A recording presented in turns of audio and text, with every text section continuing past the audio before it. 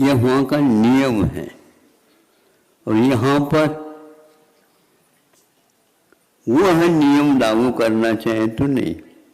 बीच में किसी ने कहा ना कि वो बहुत वर्ष के बाद बालिका हो गया, बालक हो गया, वहाँ पर पहले होंगे ही नहीं।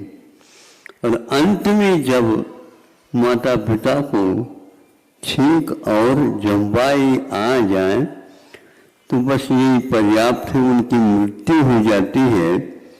और उसी समय वहाँ पर जन्म उनका होता है, जुड़वा, नए जुड़वा का।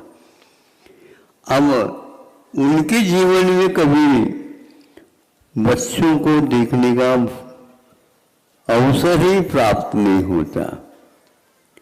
यदि हो जाए फिर तो भूमि छिन्न भिन्न हो जाए। तो हुए कैसे? नियम है ये। ऐसा क्यों? आप लोग जो नियम है उसके बारे में अध्ययन करो, अपने आप ही भागा दौड़ आपकी शांत हो जाए। आज दादाजी का नंबर, परदादी का भी नंबर आ रहा है और नाती सोच रहा है कि घर संभालने का सौभाग्य हमें कब प्राप्त होगा।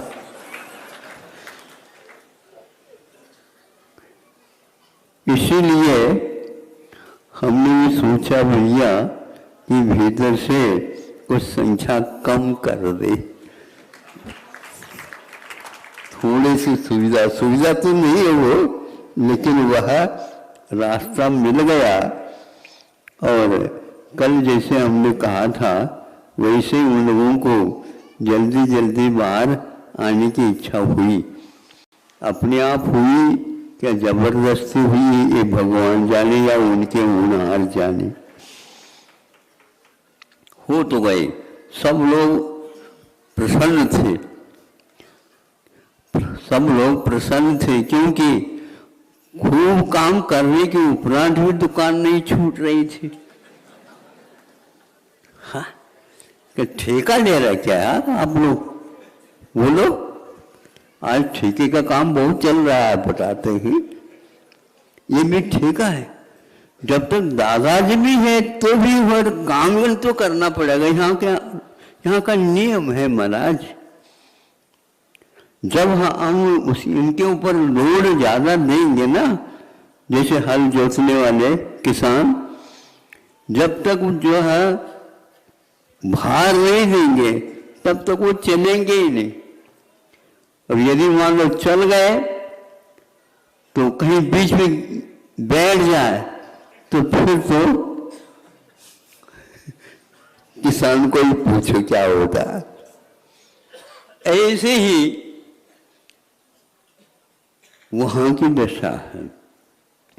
कोई भी काम नहीं, किंतु जीवन पर्यंत अपने आयु को पूर्ण करना और जो कोई भी भोग है उसको यथार्थ रूप में भोगते रहना।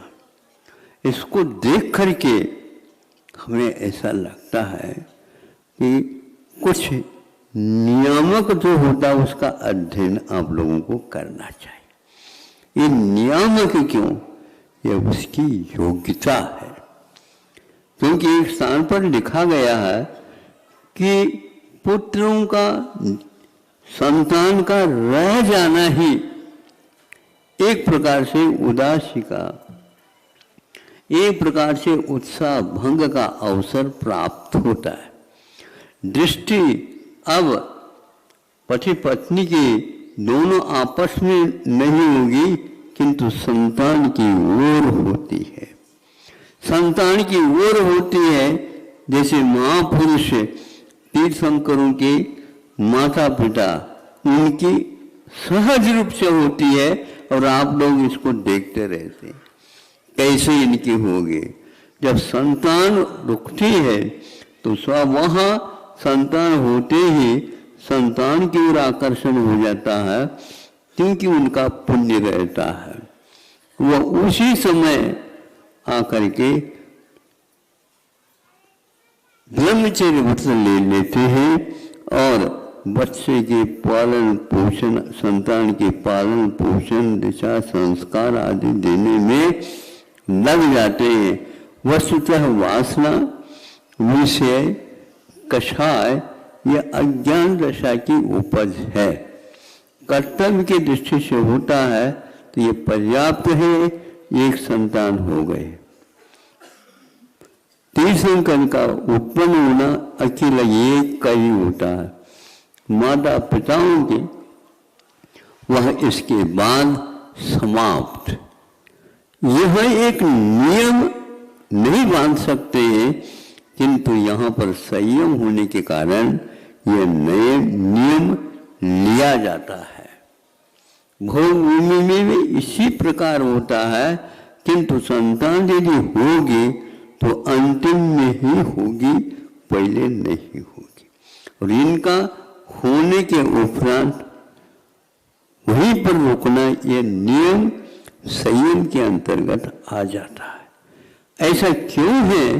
तो आचार्य कहते हैं, जो इस रहस्य को अध्ययन का विषय बनाते हैं उन्हीं के मन में ये भाव होते हैं, नहीं तो बाकी जिसके भी हैं इन संस्कारों के अभाव होने के कारण वासना की ओर ही, विषयों की ओर ही, कषायों की ओर ही उनकी दृष्टि बहुतायत रूप से होती है, किंतु और कुछ नहीं होती।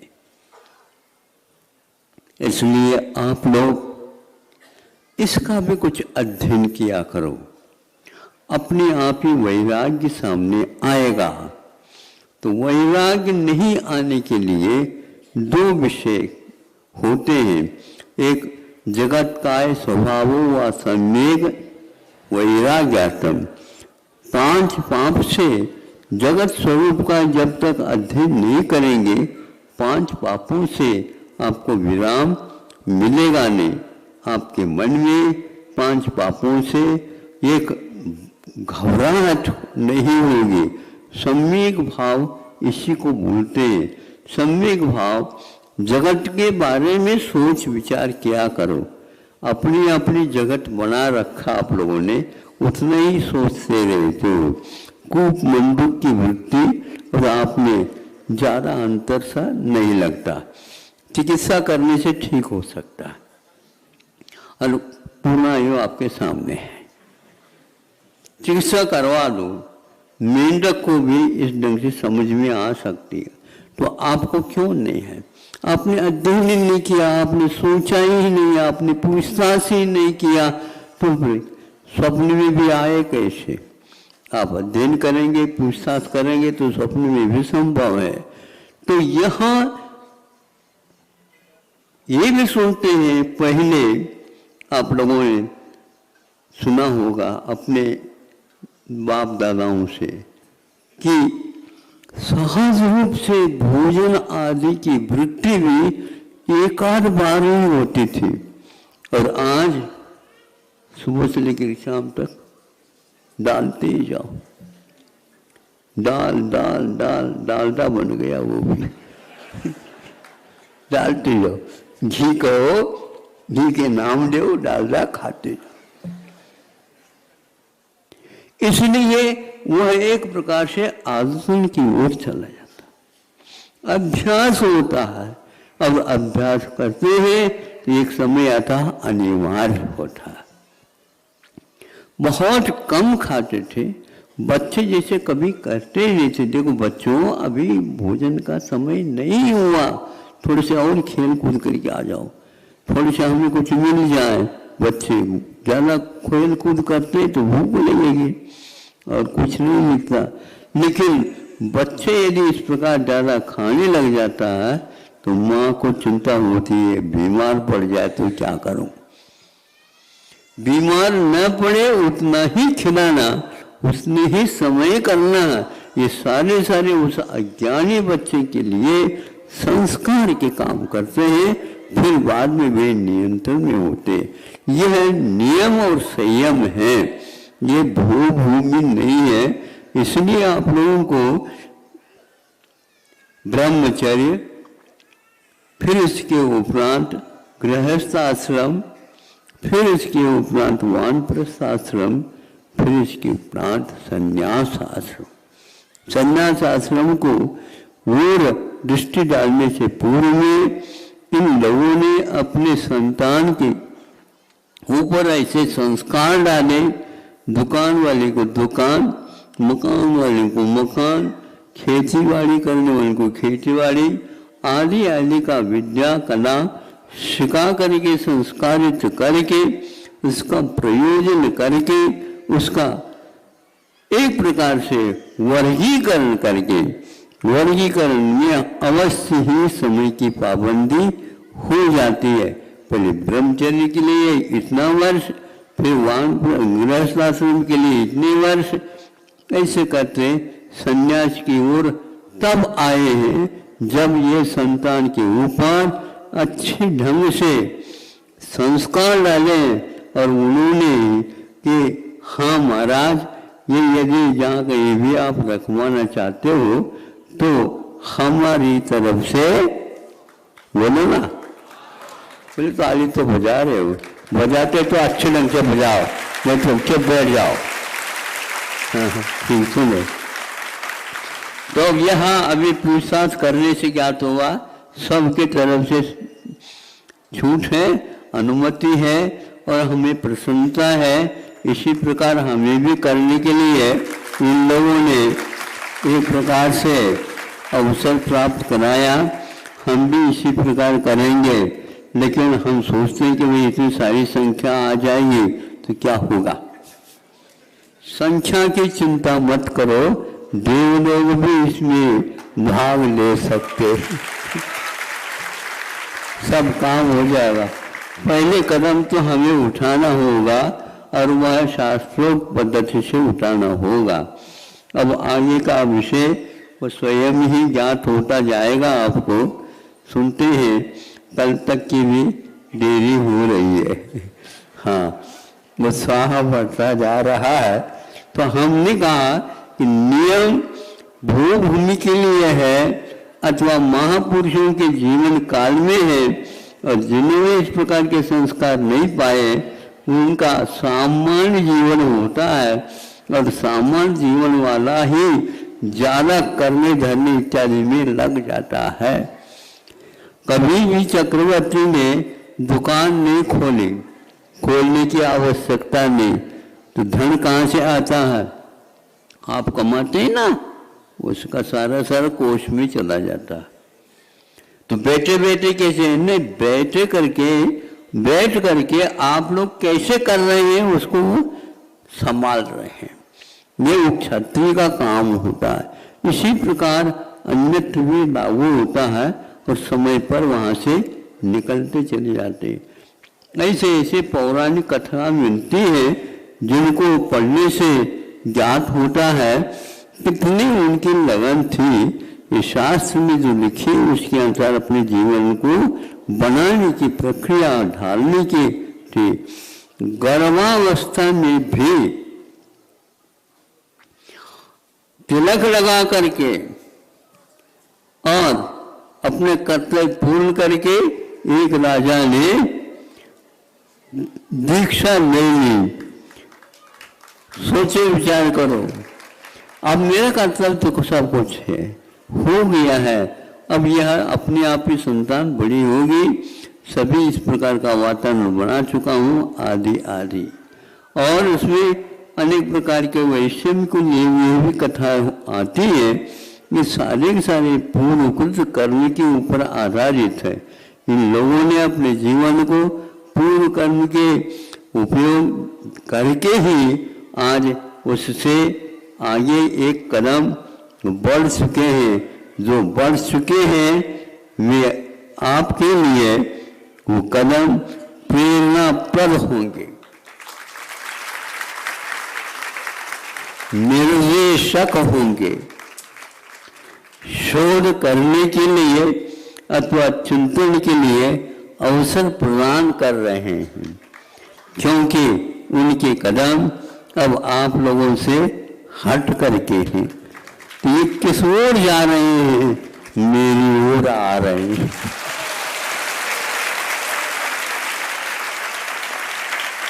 तो हमने सोचा गुरुजी जैसे कहेंगे वैसे हमें करना है, और वो गुरुजी ही हमारे दिमाग में भरते होंगे और उसी के अनुसार विचार आता है, अन्यथा आ ही नहीं सकता। इसी प्रकार का उन्होंने संस्कार डाला।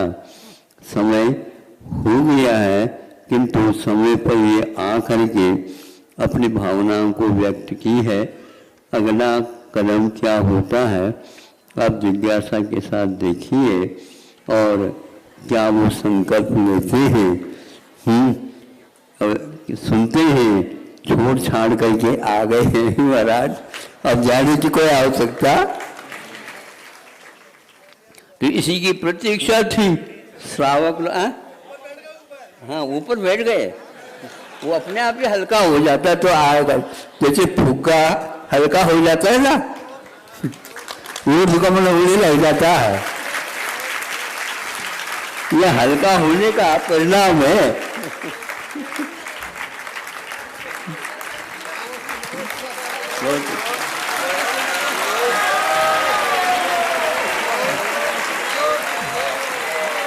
जल्दी न करिए।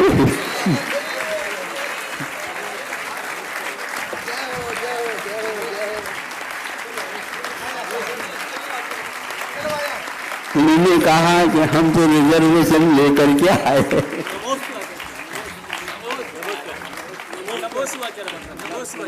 हाँ हाँ बैठो, समय तो ऐसे हो गया। 22 हो गया, ठीक है कोई बात नहीं।